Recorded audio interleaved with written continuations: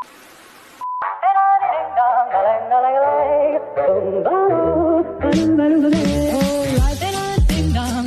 I could take you up in boom, boom, boom, boom, tell me I'm the only one that you know.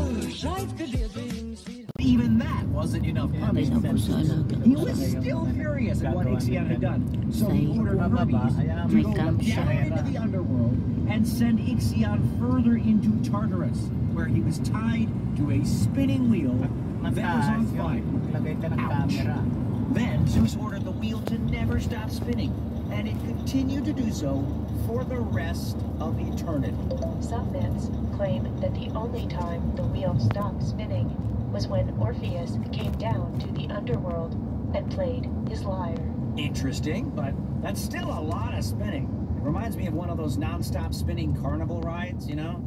There are many spinning carnival rides that can produce a nauseous type feeling, but none involve the use of fire.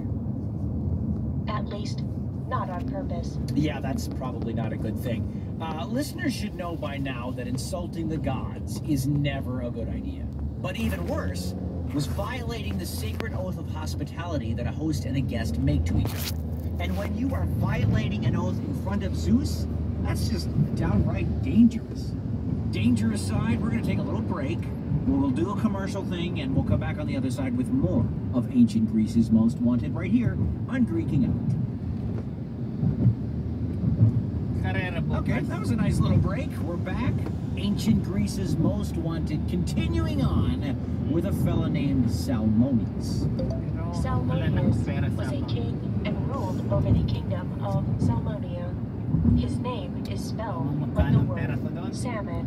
Incidentally, salmon are one of the healthiest fish that humans can consume.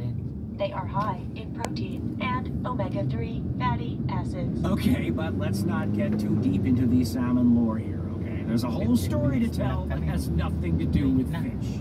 But I have so many interesting salmon facts. Did you know there is something called a salmon cannon? You know what? I don't care. It doesn't matter because, wait, hold on. A salmon cannon? Now, is that like a cannon that fires salmon, or is it like a cannon that's made for a fish? You know, actually, it doesn't matter. Forget it. We gotta focus on the story. But I will need details on that. Anyway, Salmoneus wasn't the best king. He was rude to his subjects and didn't really care at all about their well-being or the prosperity of his kingdom. But the real trouble with Salmoneus was that he was arrogant. He thought he was the best king of all time. He thought he was even better than the gods. Salmoneus was so convinced of this fact that he ordered the people of his kingdom to worship him with the same respect and reverence that they did with the gods. This was kind of weird, but, you know, the people went along with it as best as they could. They left him offerings and included him in their daily prayers. Salmoneus has some Akhenaten vibes. Yeah, he does. But even with this, Salmoneus wasn't satisfied. I am just as powerful and important as the gods, he declared. Why should my people bother with worshiping Zeus when I am just as powerful? This is empirically false. Zeus was undeniably more powerful than a mortal king. Very true. And the gods don't like to have their power diminished. They thrive on things like respect and reverence. What Salmoneus was doing was the complete opposite of that. But it actually gets worse. He decided that any offering left at the temples for the gods should be given to him instead. So every night, his guards would pack up what the people had left for the gods and deliver it to Salmoneus. Now this kind of arrogance really got to the gods. Are you going to do something about this? Athena asked her father. Do you want me to handle it? Oh, please let me handle it. I could handle it. But Zeus just shook his head.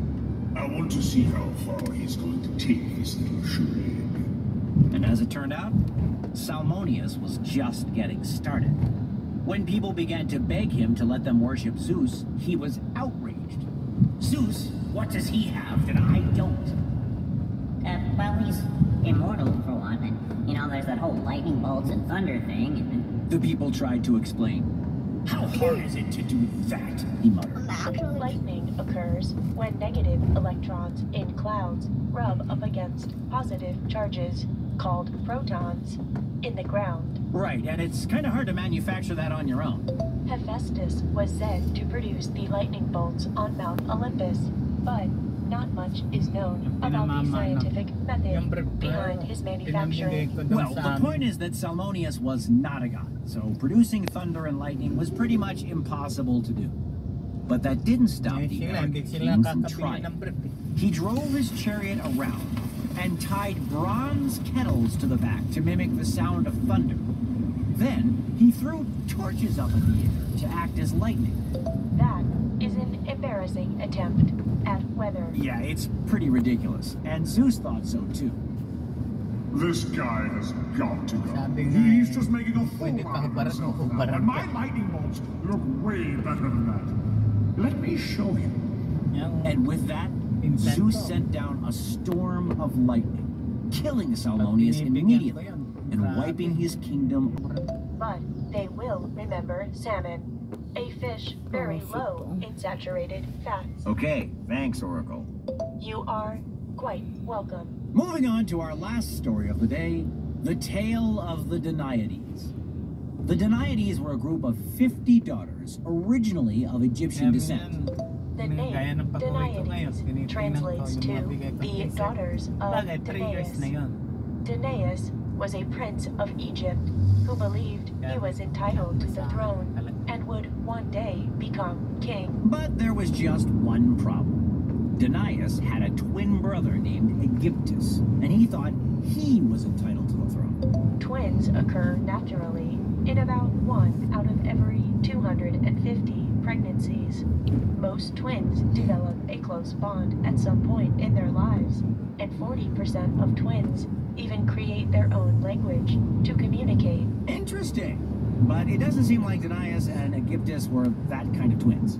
For them, everything was a rivalry, especially when it came to the throne. By some twist of fate, both Danaus and Aegyptus ended up having a lot of kids. Danaus, of course, had his 50 daughters, and as luck would have it, Aegyptus had 50 sons. Currently, the average American family has today's standards. Yeah, I mean, I have 7 kids, and that's challenging enough. 50 would be ridiculous. But Aegyptus thought that the twin brothers could use their children to their advantage. What if we married our children together? Your daughters could marry my sons, and then our family would be in power together. Auntie, it's getting absorbed. But Danaus didn't like that. It's getting absorbed. He didn't want to share power with anyone, even his brother. But he decided to pretend to agree to the marriage anyway. Yes, good. So that Yeah, you're I not think it's our become best option. I would be honored to see our children wed, He said. This was clearly a trap. Yeah, nothing gets past you, Oracle. It was indeed a trap. Immediately following the weddings, Danaus asked for a moment in private with his daughters. They thought he was about to give them his blessing, make some instructions for creating a new and happy life. Instead, he pulled out a blade. Tonight, I want you to kill your husband in his sleep. The women were horrified. They knew their father hated Aegyptus, but why had they been forced to marry if this was going to be the end result? Why did they have to commit such a heinous crime? The Danaides begged their father to reconsider, but he had made up his mind. If you do not kill your husbands, you will find yourselves on the other end of that blade. The threat was clear. Kill or be killed. They had no choice. And so, the women did the horrible thing they were asked to do. Well, almost all of the women. One of the daughters, Hypermnestra, refused to kill her new husband, a man named Lynceus.